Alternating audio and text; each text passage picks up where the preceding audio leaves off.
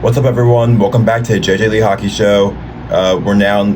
We've now have officially had the NHL season start. Very exciting time, and it's been a very eventful week. Even though we've only had two days of games, there's been a lot of other stuff other than games that's happened this week. So we're getting into it. First, we actually start off with something related to the Caps. We have former Caps forward Tj Oshie hired by ESPN as an NHL studio and game analyst for the season. I'm not gonna spend too much time on this because it's not as much to go into details with, but just very amazing to see this. Of course, Oshie's one of my favorite players. He's one of the players that made me fall in love with hockey. So seeing him continue to be involved in the game, coming on TV for the Caps now on ESPN as well, it's really nice to see. I'm excited to see what he's going to bring to them this season. I know he was on TV last night or the night before already, but just to see him throughout the season, it'll be pretty fun. Obviously, I still miss seeing him on the Caps playing, but I think he's going to be a great guy to see on TV as well. Moving on, we got our first contract extension. Like I just mentioned, there's been a lot of very eventful week full of contract extensions. So we had, coming into the season, everyone was talking about how exciting the UFA class is going to be next year. But obviously, we knew most of those guys are probably going to be signed before reaching free agency. But we might see most of them signed before we even get a quarter way through the season, because we saw. Let me see.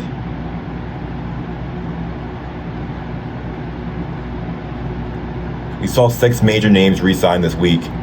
So, and again, so the first one we saw was the Minnesota Wild re-signed goaltender Filip Gustavsson to a 5-year contract worth $6.8 million AAV.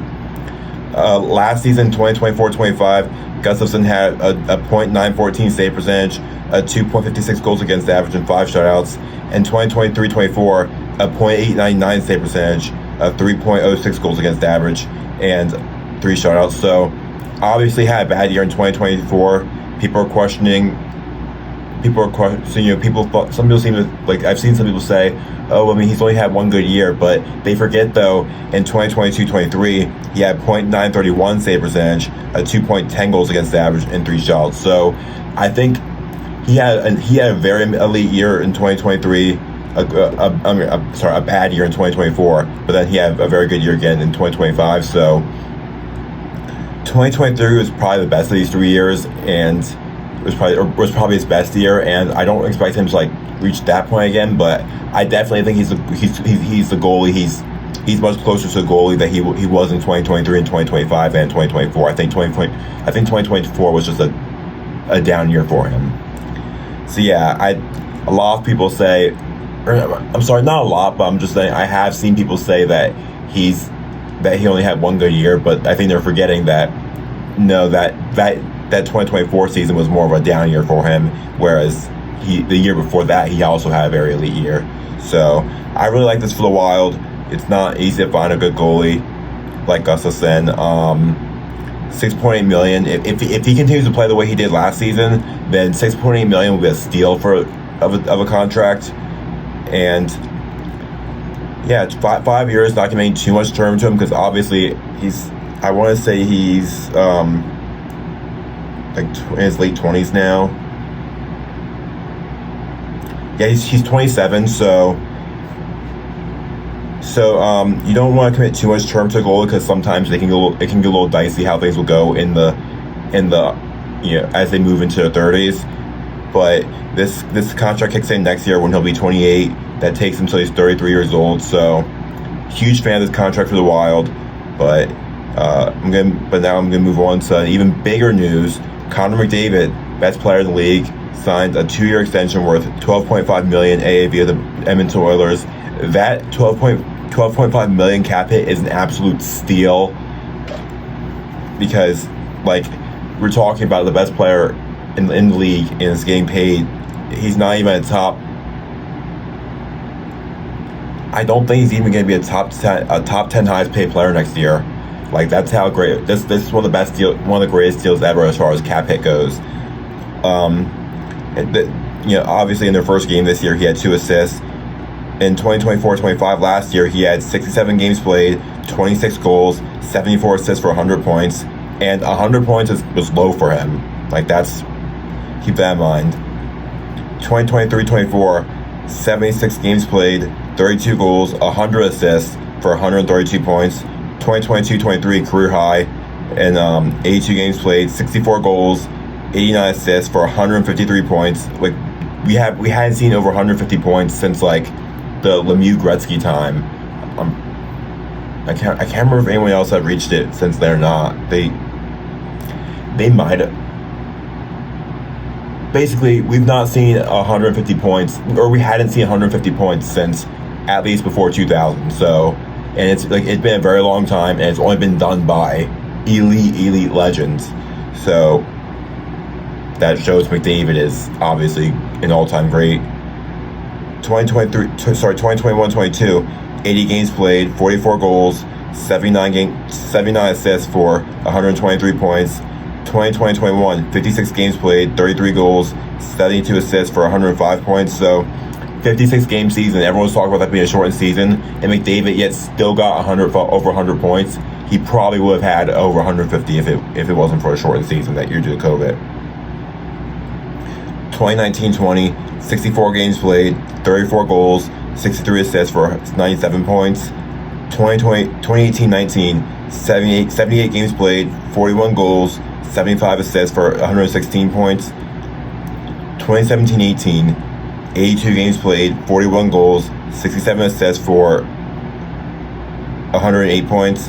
2016-17, 82 games played, 30 goals, 70 assists for 100 points. So second season in the NHL, and he was the only player to get 100 points that year, leading the league in points with the only player to reach 100 in his second season. And in his first season, he had 45 games played, 2015-16, 45 games played, 16 goals, 32 assists for 48 points. So he got injured his first season. He almost definitely would have won the Calder had it not been for that, and was on pace for like probably close to like 90 points. So yeah, looking at his like awards, 5-time Art Ross winner, 4-time Ted Lindsay winner, 3-time Hart winner, 7-time All-Star, and the 2024 Conn Smythe winner, despite being on the losing team. Like he's literally done it all, of course, except when it's Stanley Cup. Like individually, he's done it all. He's not even 30 yet. So I think there's no doubt this guy is the best player in the league. So getting him at $12.5 million like that, the same money he was being paid last contract, is absolutely insane. But he only signed for 2 years, which is telling me, so obviously remember this contract doesn't kick in until next year. So 3 more years left under contract in Edmonton. Obviously Edmonton for the longest time failed to go anywhere with him because they couldn't give him a good supporting team. Past 2 years they were a great team but lost in the finals both years. So this is telling me that McDavid has 3 years left on contract, 3 more years signed in Edmonton, and this is telling me that they basically have 3 more years left to win a cup with him. Otherwise he's gone, because he's now 28. He'll be 29 this season. So contract kicks him. Yeah, he'll be 31 when the contract expires. At that point, he'll be starting to get up there in age a little bit, and he'll probably want to start chasing a cup, which is absolutely insane for me to think about, because I still see him as this like younger player who was always called a young gun. I mean, even I don't still view him as like a young gun, but like I still see him as like this more like earlier 20s player, where now he's gonna be 29 this season. It's just crazy to think, because I started watching hockey in 2016. Ovi was 31 at that point. Crosby was 30, or no, he would have been 29 at that point. Like it's just crazy how McDavid is now almost the same age Sid and Ovi were when I started watching hockey, because they were viewed as such veterans at the time. But yeah, but because I've seen McDavid since he was young, I still view him as a youngster when he really is a veteran. In a few years, he'll have waited. This is his 11th or 12th season in the league.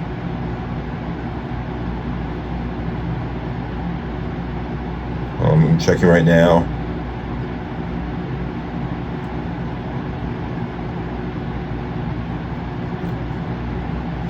Sorry, I can't keep up. I can't keep count. It's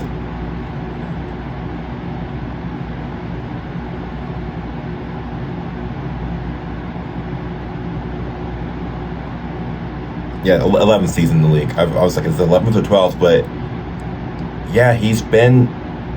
See, I started watching hockey in Sid and Ovi's 12th season, so he's been in the league almost as long as they had been when I started watching. It's just so insane how long he's already, or like how much time has flown, and how he's already a veteran. And if he doesn't win in a few years, his wait will have been as long as Ovi's for the cup, and it'll be time for him to start chasing. Like, this is the 11th season, so 2 more years. Yeah, if 3 more years, if he doesn't win with Edmonton 3 more years, then at that point he'll wait 13. He'll have not won for 13 years, which is the same as Ovi's. I'm pretty sure it's the same as Steve Yzerman's, who's another guy who was waiting for a cup for a long time. You got Stamkos, basically those guys who everyone was starting to question. Okay, will they ever win a cup? They're starting to get up there in age, they're starting to get older, and McDavid is reaching that point now, or in a few years, he'll be 30 in like a year and a half. I just can't believe it.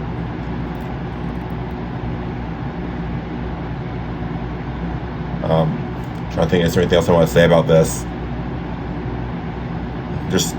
I'm just kind of shocked talking about this, just how quick time flies. Like, I actually turned 20 yesterday, and I always viewed 20 when I was little as such a old age, or not old age, but like I always viewed 20 as that's when you're no longer a kid, you're a grown up now, and now here I am, and it just feels so crazy. I feel old.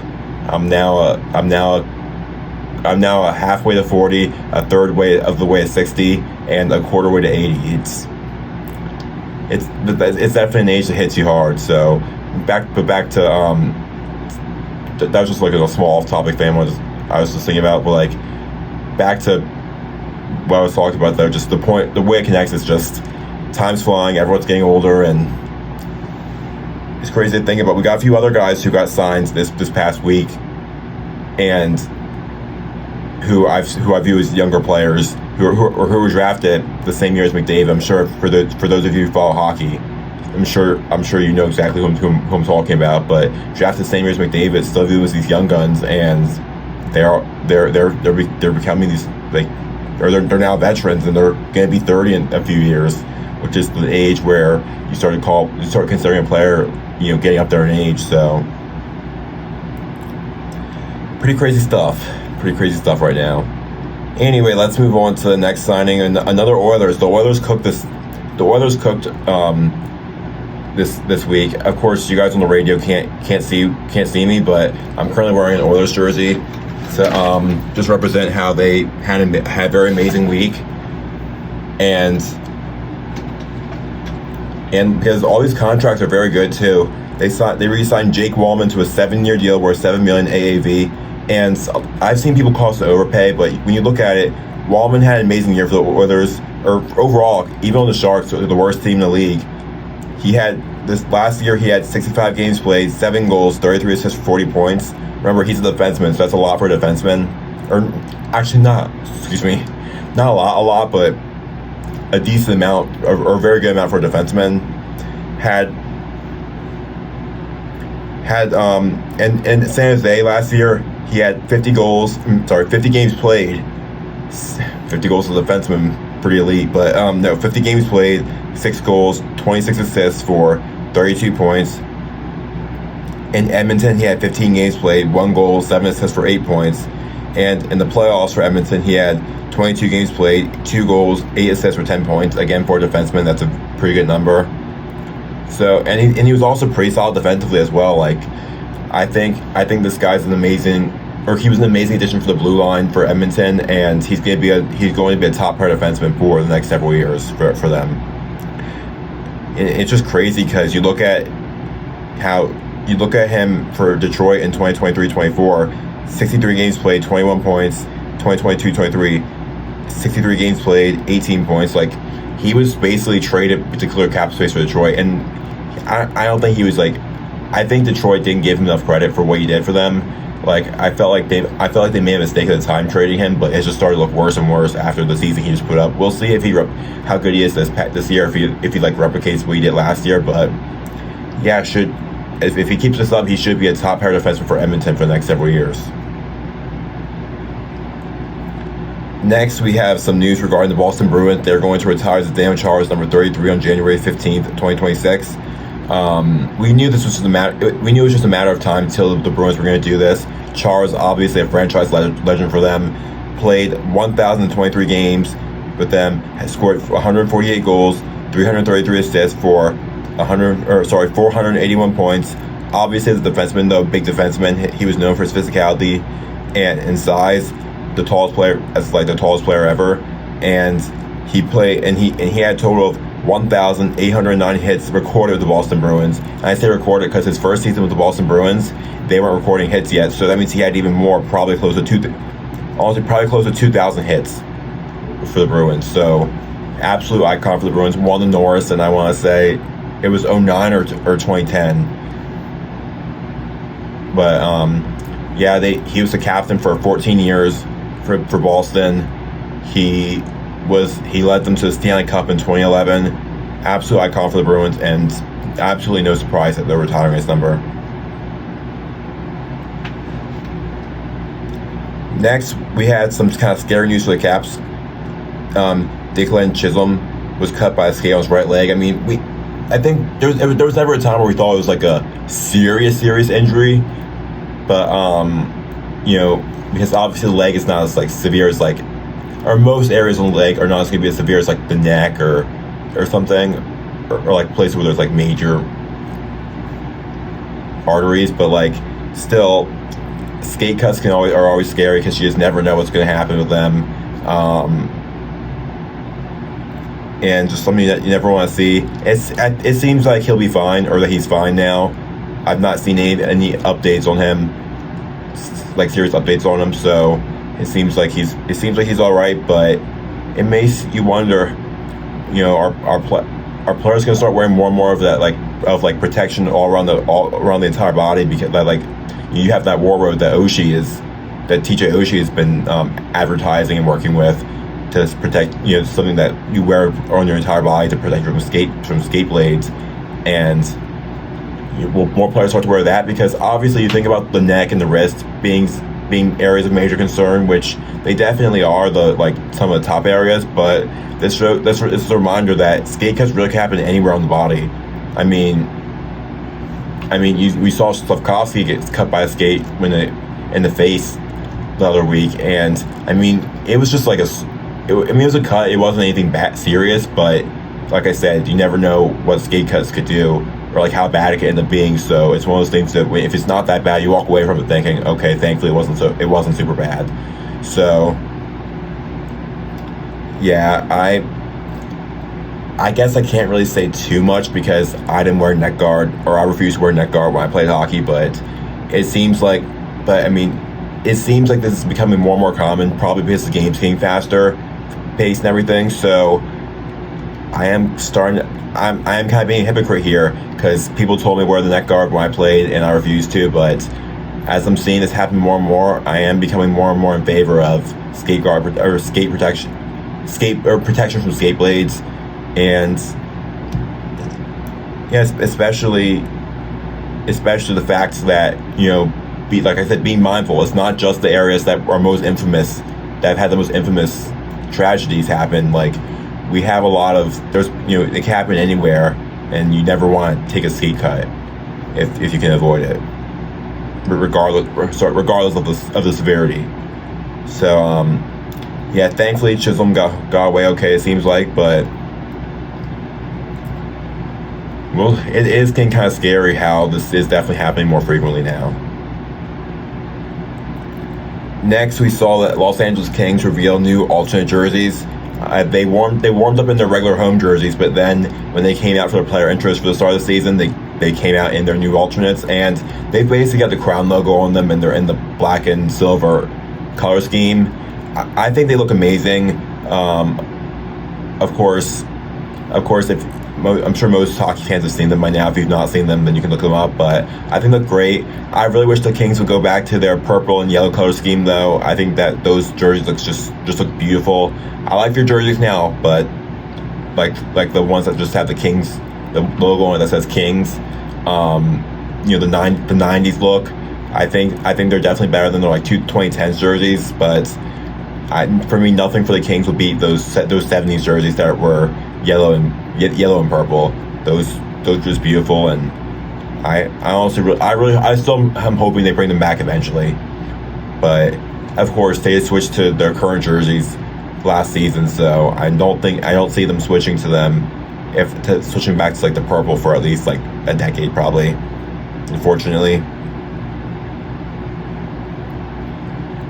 Next, we saw Nathan MacKinnon break the Avalanche all-time points record with 1,016 points. Keep in mind, Joe Sakic still owns the record for most points between Nordiques and Avalanche history. It's just that MacKinnon has, almost like McDavid, MacKinnon has the most points among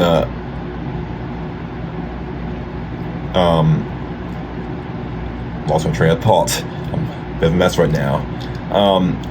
MacKinnon has the most points among Avalanche history since they relocated, like became the new franchise of the Avalanche. So yes, 871 games played in his 13th season with the Avalanche. He's going down to become a franchise. Like if he keeps this up for a few more years, he will go down greater than Joe Sakic in NHL and in Avalanche history. So just very elite player. It's great to see this, history being rewritten in the league for certain teams. And yeah, congratulations Nathan MacKinnon on breaking the all-time Avalanche points record. Next, we saw the Oilers once again. Told you they cooked this week. They re-signed Mattias Ekholm for a 3-year deal worth $4 million AAV. In 2024-25, 65 games played, 9 goals, 24 assists for 33 points. 2023-24, 79 games played, 11 goals, 34 assists for 45 points. And 2022-23, 78 games played, 9 goals, 23 assists for 32 points. And keep in mind, for a defenseman, and we're talking about a defenseman here, so 30 to 40 points for a defenseman really is not, like I said, it's pretty good numbers. And add the fact that he's one of the best defensive defensemen in the league, very elite defensively, so amazing two-way defensive stud, and at just $4 million too. Like, I know he is in his mid-30s now, but just for 3 years at $4 million a year, this is a steal of a contract for Edmonton. They knocked it out of the park this week, re-signing 3 of their key players on amazing deals. They just got to try and win in the next 3 years with McDavid before he's gone. Next, we got another re-signing from the McDavid draft class. We have Kyle Connor, 8 years, $12 million AAV, and I think he's totally worth it. And last season, 2024-25, 82 games played, 41 goals, 56 assists for 97 points, almost 100 points. And see, he's one of these guys that everyone knows he's a good player, but I feel like he's underrated as a superstar. Like, most people know he's a good player, but I feel like most people would not have guessed that he almost put up 100 points last year, is what I'm saying. In 2023-24, 65 games played, 34 goals, 27 assists for 61 points, under a point per game, but I think that was definitely a down year for him, because in 2022-23, 82 games played, 31 goals, 49 assists for 80 points, and still under a point per game, but better than last year where he also got hurt. So that also could have had a factor in it. But in 2021-22, he had 93 points in 79 games. So I think I'm not sure. I don't see him putting up 97 points again this year. But point being, he's a very elite winger for the Jets and deserves more respect. I think he's earned this contract completely. And he is 29 years old, but so this contract takes him till he's like 38, he's 28 now, but he'll be 29 when it kicks in. So this contract takes him till he's 37 years old. Obviously, a concerning age you've got the concern with the age, but the Jets have Scheifele and Hellebuck locked up to long-term deals. They can't rebuild if they wanted to right now. They're currently in a contending window, so they're all in now. They're going to be bad, and they're going to be bad in 8 years anyway, most likely. So might as well lock them up, go all in. final re-sign I'm going to talk about, the Golden Knights re-signed Jack Eichel to an 8-year deal worth $13.5 million a year. Again, I think he's totally worth it. Eichel's even better than Connor. I think, in my opinion, Eichel's a easy top 15 player in the league. Had 4 points in their first game, 1 goal and 3 assists this year. Obviously, that's a very small sample size for the year, but last year had 77 games played, 28 goals, 66 assists for 94 points. 2023-24, 83 games played, 31 goals, 37 assists for 68 points, and 2022-23, 67 games played, 27 goals, 39 assists for 66 points. Just one of the elite centers in the league. I have him at 5th place in my top 10 centers list this year. The biggest issue is he's a little injury prone still. I mean, not as bad as he was when he had that back issue in Buffalo, but he does get injured quite a bit still, so you got the concern there. But I think like Winnipeg, Vegas is all in right now. They basically have to, so they're not really thinking about the future as much. They're not going to be good. They're probably not going to be good in the next several years. Although then again, Vegas seems to always end up being good, even when people start to doubt them. So, but point being, Eichel's an elite winger. Elite center, and I think he's totally worth $13.5 million. Next, we got the news that Jonathan Toews will debut for the Winnipeg Jets tonight, and this will be his first game since April of 2023. Like, we all thought he was going to retire, but he's come back and he's actually playing a game again tonight. He brings a career of 1,067 games played, 372 goals, 511 assists for 883 points with him to Winnipeg. Obviously, that's his hometown team, so he's probably pretty excited there. It's going to be weird for sure not seeing him in a Caps jersey, but Caps, sorry guys, I'm a little out of it today, if you couldn't tell, but it's going to be a little weird not seeing him in a Blackhawks jersey, but I think it'll be fine. It'll be interesting seeing him in this new team, see how he does after being away from the game for so long, and yeah. We saw my Caps. They obviously lost their first game last night, 3-1. I didn't watch the game which is crazy for me to say, because I've not missed a game. I've not missed opening night, and I don't think my entire time watching hockey, or actually my first year when I didn't follow it as closely. I don't think I watched opening night. But point being, it's been a long time since I missed the opening game. But I was hanging out with my friends for my birthday and everything, and I just wanted to cherish that since there's the whole season ahead of us. But I was told the Caps outplayed the Bruins. Like, my friend's a Bruins fan, and he phoned and texted me and said that if it wasn't for Pastrnak, then they would not have won. Swayman, I saw, was also really good too. But point being that, of course you wish you could have gotten the win, but the Caps looked good last night. I did see some highlights of them. They massively outshot the Bruins. It seemed like they looked good last night, and there's really nothing to worry about. Just you have the Bruins' few stars steal a game for them, because that's the thing with the Bruins, is that they're almost like the Oilers were earlier on in McDavid's career, when the Oilers had McDavid and Draisaitl, but no one else really to help them. Like, it was just those superstars. Boston has an amazing big three between Pastrnak, McAvoy, and Swayman. Elite winger, elite defenseman, elite goalie. I know McAvoy and Swayman had down years last year, but I think they will bounce back this year. But it's just after that, the team kind of drops off. So there will be nights when those star players can steal games to the Bruins, but they're not going to be able to do it every night. So, I think the Bruins will be better than they were last year, but I can't see them making the playoffs with that shallow of a team. But back to what I was talking about the Caps. I keep telling people, don't overreact. It's one game. Some people seem to act like the first game determines the entire season. It doesn't. They lost their first game last year, and you look at what happened. They finished second in the league, and with 111 points. So, yeah, pretty excited for this season. See what they can do. See how everyone continues to play after last season. They play again on Wednesday. Looking forward to that. Or Saturday. I am so tired, guys. I'm so sorry.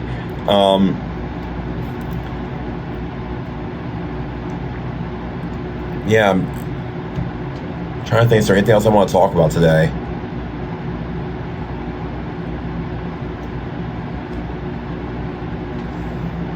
I think I'm just gonna call it a day, guys. I am really tired, so thank you for listening, and really excited hockey's back. Thank you for listening, and I'll see you.